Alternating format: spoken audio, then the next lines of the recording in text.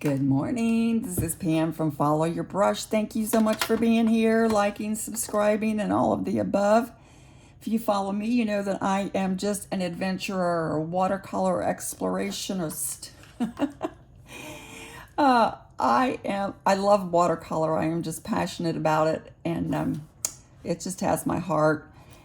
I did go ahead and break down and purchase some Michael Harding watercolors. I have been seeing them. I watched the interview by Jackson's Art Supply that was on YouTube, where they interviewed Michael Harding about his watercolors, and he is totally passionate about color, period, and pigments.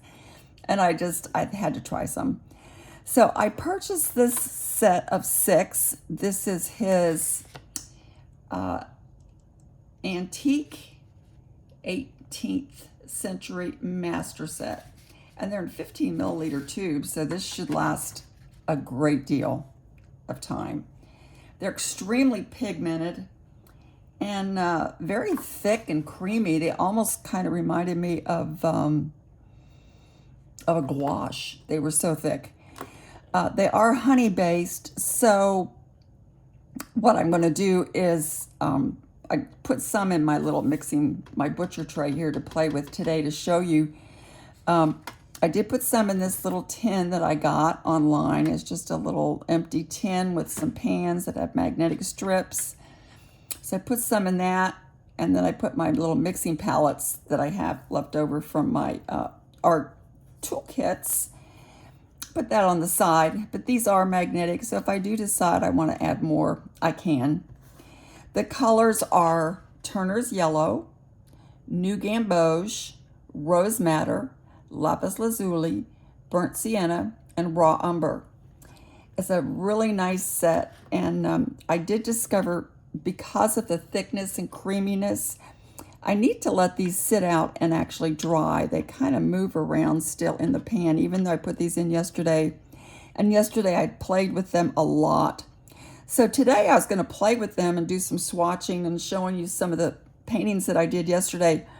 But I'm not going to use this pan. I'm going to put this up so it can dry and settle. So I'm going to put this aside. And as well, this is what they look like when they come in. If you're interested in the pigment numbers, the Turner's Yellow is... It just says Turner's Yellow. W216. New Gamboge is PY1. Oh, I'm sorry, I just saw it. PY216 is the Turner's Yellow. New Gamboge is PY150. Rose Madder is NR9. Lapis Lazuli is it just says Natural Earth. That's a natural pigment. Burnt Sienna is PR101, and Raw Umber is PBR6. Highly, highly pigmented, and like I said, very thick. Yesterday, I just sat and played. I had such a good time with these. Let me show you what I did. This was my first one. I was working with just a limited palette to do this coastline scene. A friend of mine sent me a picture. He's in Washington State, and he'd gone to Olympic National Park there in Washington State, and sent me this picture. It was a foggy day with the trees and the water. And so I did this with my Turner set. I did not use the Rose Madder, however. This was mixing the colors of the yellows, and you see the little yellow splotches down here on the bottom. The Turner's Yellow, which I'll show you in a minute, is quite opaque, and so I added these here at the end. Actually, I did put a little tiny bit of Rose Madder here after it dried, and did my trees. So I had fun with that. Then I started playing. I was just having such a good time. So last night I just did a spontaneous painting with these colors, and I just love this. This was just simply adding water, adding paint, and just letting it run and see what it's going to do. And I really like this one. I started, you can see the rose madder is in the background. I started with that, added some of the blue. I started to add my Turner's Turner's yellow, and it started to get a little muddy, so I backed off from that and switched over to the new Gamboge, which gives it a bright, cleaner look. And then some lapis lazuli as it was in different stages of drying. I patted it with a paper towel, and then I went back in with my Turner's yellow just to give some of those highlights. And this was so much fun. I was just like totally invigorated by the time I finished this. So that was yesterday. Today is a new day, and I wanted to come back here and play and kind of give you an idea of what I've been doing and let you see them in action. Like I said, they are quite pigmented and quite thick. So you're gonna want to take that into consideration. This is my Arches paper. Oh, and I've already got paint on my finger, but that's typical. I'm gonna do a little wet on wet here. I'm gonna play. That's what I'm gonna do. Because that's, really how we find out what they do, right? It's just by playing. Swatching them is not enough. So I'm gonna put some water on here, and I'm gonna come in with my lapis lazuli, or lapis lazuli, however you pronounce it. As you can see, you see how thick this is? And it's just very, very thick and creamy and highly pigmented. But look how pretty that is. Ooh, let me add some more water. Because I don't want it, well, I just wet my paper, but anyway, I'm gonna kind of come in here with some of this thick, creamy consistency. See, it's sitting on my brush. That's why I want to let them sit out. And I'm going to tilt this up a little bit so I can see the shine on my paper where the water went. Sorry. Okay, let's go. Let's add some of this and see what it does. So pretty. I'm going to come back and add some new Gamboge to this in a minute and let it mix on the paper. I'm only going where I have put my water, because where the water goes, the paint flows. I know I've said that a million times, but that's one of my favorite ways to paint, actually, is just to put the water in and then let the paint just kind of follow that pattern and go where it wants to go. A little more water here. It's a beautiful pigment. They are quite thick and creamy, and so I'm sure this 15 milliliter size will last me a very long time. It's kind of a sideways tree here that I've got going on, and that's okay. Looks like we have some granulation going on. I'm using my little Arches travel pad or whatever, sketchbook. I'd lift it up and show you, but my water would run everywhere. Okay, now I did not put water here, but I'm going to come in here with my wet wash. The brush that I'm using, if you're interested, is by Tracy Levinson. One of my favorite brushes in the world. I'm going to come in with the Nicolazo. I'm sorry, it's not Nicolazo yellow. It is New Gamboge. I don't know why I keep saying Nicolazo yellow. Look at the granulation there. I'm going to let these mix on the page, actually. When you mix in your pan, which you obviously can, and we do frequently, you can make that beautiful green. But also, if you mix on the paper, it comes out a little bit differently, and you might like that. You might like the way it does it on the paper.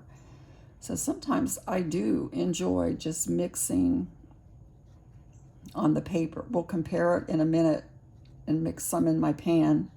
This is a butcher's tray, and makes for a nice big mixing area. I think I got it at Michael's craft store or online somewhere, but it's a great mixing pan. And because I wanted my other colors to sit out for a while, I just put them aside, and I'm just gonna let this, I just put some dots of color on this to let this go and see how this does. Doing it this way. These are nice. I'm getting some nice, oh, look at that big glob. That's how creamy it is. That's why I say it almost reminds me of gouache. Needs to sit and get hardened in the pan, and then I'll come back later and play with it later. Let me add some more. Now look at the different greens I'm getting just by adding this pigment directly on top of the lapis lazuli. Kind of pretty, really pretty. My mind is obviously still in the Great Northwest because that's what I painted yesterday. A picture from my friend. And I did live out there for a while, so it's a beautiful area. And we've got some nice granulation going on here. Do you see that? Let me add some more of this new gamboge down here. Just let this play. I am being careful. I'm not being totally, like I did yesterday, just totally wet down everything and go for it. But we might do that in a second. Who knows where I might go. I like that. I like that. I like that. Let's go into, we try some of this raw umber and darken some of this down here.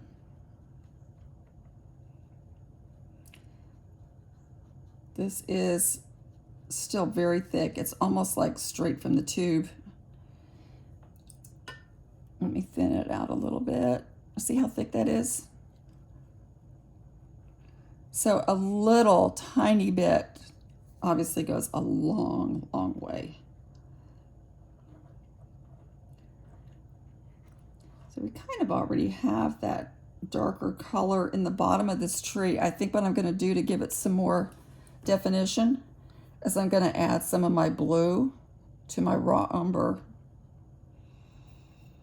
Now I'm doing it again. I'm doing it on the page. So you are going to see the blue first, but with the water on there and the pigment, it is going to blend in.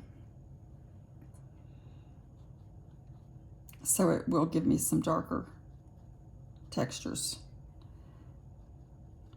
mixing on the page. I like these greens, little bits of yellow as it dries. I want to show you, okay, I don't know if I should start a new page or not. Debating with myself. I'm gonna come back, I'm still stuck on these trees here. I'm gonna come back in here. Actually, it's time to leave them alone. You see that way the water's puddling. Time to go to a new page. I was just trying to darken this a little bit. I don't want to add a lot of water though. Let's come back and add some more blue. And that'll give me a darker green. My Turner's yellow is a beautiful color, and I'm going to show you that on a different page actually, because it's quite opaque. And so I don't, yesterday when I added it with these colors, I was kind of disappointed because I started making mud because of the opacity, and I really don't want to do that. So come back in here and add some more blue, make these a little darker. Pretty green. It's a pretty green. I like that. I'm going to let this dry, and I'm going to bring in another piece of paper, and we'll try some of the other colors. If you're interested in the Michael Harding paints, of course, you can find them at Jackson's. I got mine from Amazon. For me, that's just more convenient. Let me get some more paper. I'm gonna set this aside, let it dry.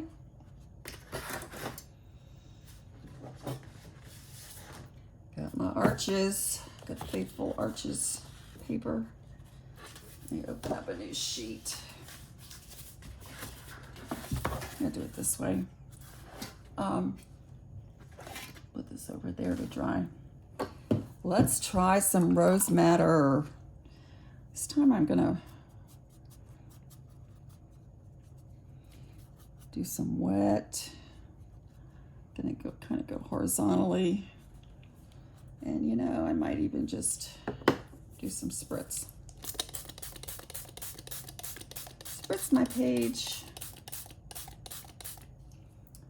And let's get into this rose madder.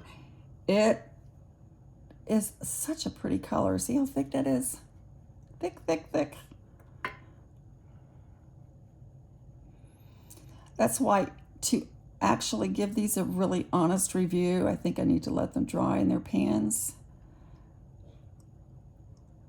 and then come back later. This is kind of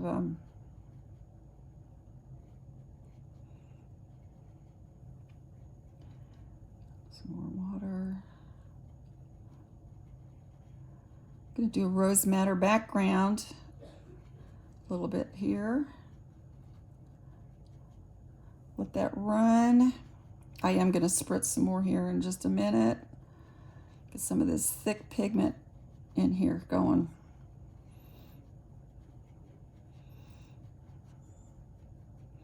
Okay, let's get bolder.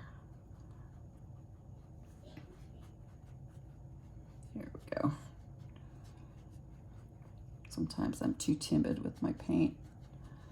You're probably out there saying, put more paint on your brush. I am going to, in the spirit of fall and leaves beginning to change, I'm going to come in here with some of this new gamboge on top of my rose madder. So pretty. I actually do have leaves outside that are starting to change colors, which to me is delightful. I love the autumn. I live in Georgia, so if you're not seeing it yet, I know right now we're actually having rain. We're getting some of the overflow from the hurricane down there in Florida. I'm just gonna let this go a little bit and just see what we can do.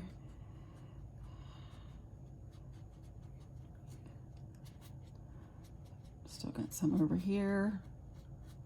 This is where it was where I first touched my brush, so it's the strongest there. Let's come in here. Let's bring some down. I'm gonna bring this down, down, down. Let's come down into this area. And let me do a light spritz. See what happens.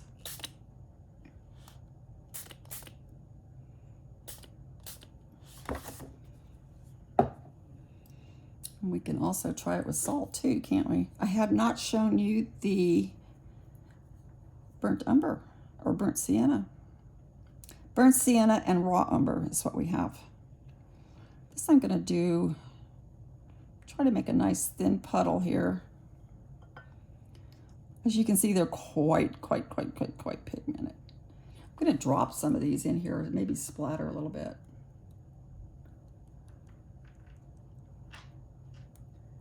Talking about trees changing colors, this might give us a bit of a trees changing color appearance.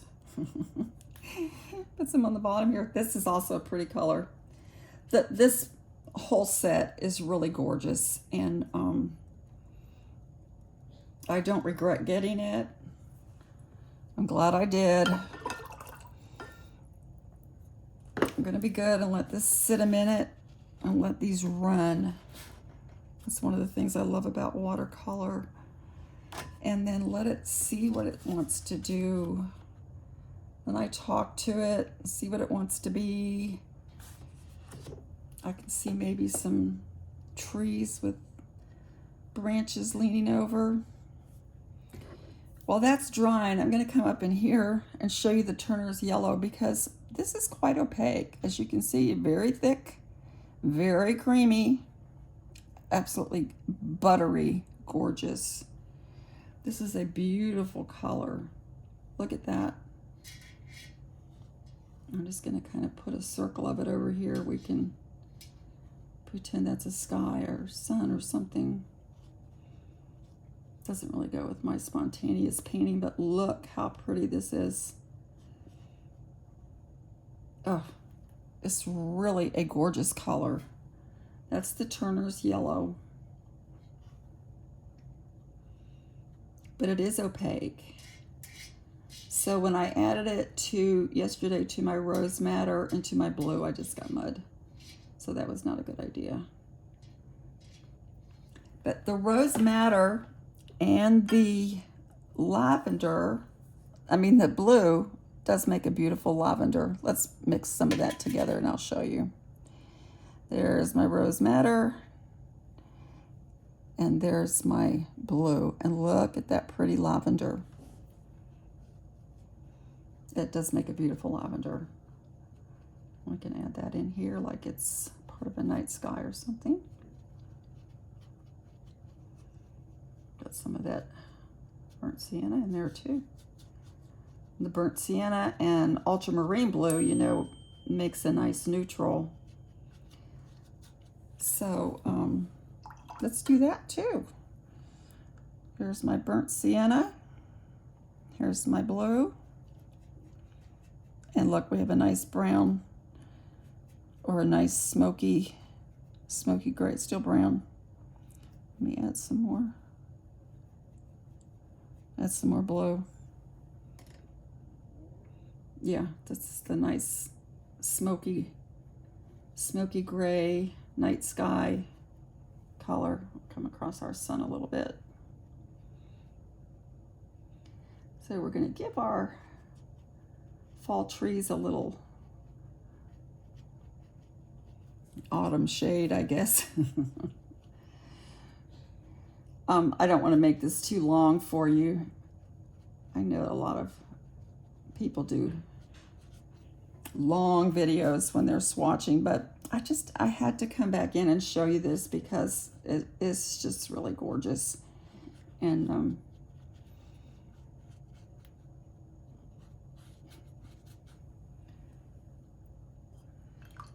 if I were, look at the nice reflection, or nice textures I'm getting in that sun / moon, whatever it is, the Turner's Yellow. I'll give some of that over here on this side too. Carry that through since we're coming through with some darker colors. Spontaneous painting. Just seeing where it takes us and where it wants to go. Now, because this paint is so thick, I am going to come back in here with some of the thicker paint and maybe add some detail. Because what I see in this area, or maybe some tree branches, let me dry my brush a little bit. I'm going to mix my lapis lazuli and my raw umber. It gives me a nice dark. I'm just going to hint maybe some tree branches. Let's have them kind of come over, falling a little bit, because that's kind of the feeling I got when I did the splatter. Was kind of that it's like almost leaves kind of, or limbs falling and leaning. So I like this. May connect them somewhere. You got to have them connected. They can't just be floating in the air. So we do have some ground plane here. Haven't forgotten that. And it probably is a bigger tree than I'm making it. It needs to be wider here at the bottom. This is not a reference photo. Obviously, I am just winging it, as it were. And I like to just put my water in and let my paints just kind of do what they want to do. It's kind of pretty. Use the side of my brush a little bit, and let's just kind of blend some of this. Just see what it's going to do. I'm just going to put a little bit more over here on this side, and then I'm going to stop because it is still a little wet and probably does not want to be disturbed much longer by my interference. But I wanted to show you the new Michael Harding paints, watercolors, if you were interested, because I know a lot of people are showing them and they're selling out quickly, and just it's a lot of talk in the watercolor world right now. So, you know, I had to get in on it, right? The side of my brush and kind of bring some of this up here. So I'm going to stop there and just let this be what it wants to be. I'm going to kind of come back here and soften some of this. I like softer edges more than hard edges. It's just me. And I am getting some, yeah, there we go. Some softness there. So those are my Michael Harding watercolors. And because they're so pigmented, this tray probably will stay like this for a few minutes, a few days actually. This is the other one I did with the greens. I like that. That could use more work as well. Lots of granulation taking place here. And that was with the lapis lazuli and the new gamboge. Very pretty. Very pretty. So if you're so inclined to try them, just take this, my experience, good or ill, and Amazon or Jackson's, and I'm not sure what other, I'm sure probably Blick or somebody else probably has some as well. I'm looking at this and I want to come back in with some more splatter. I'm going to come back in with my rose madder and just splatter a little bit more. Oh, I like that. Okay, that was good. Just give me that fall, the falling leaves. I'm ready for autumn.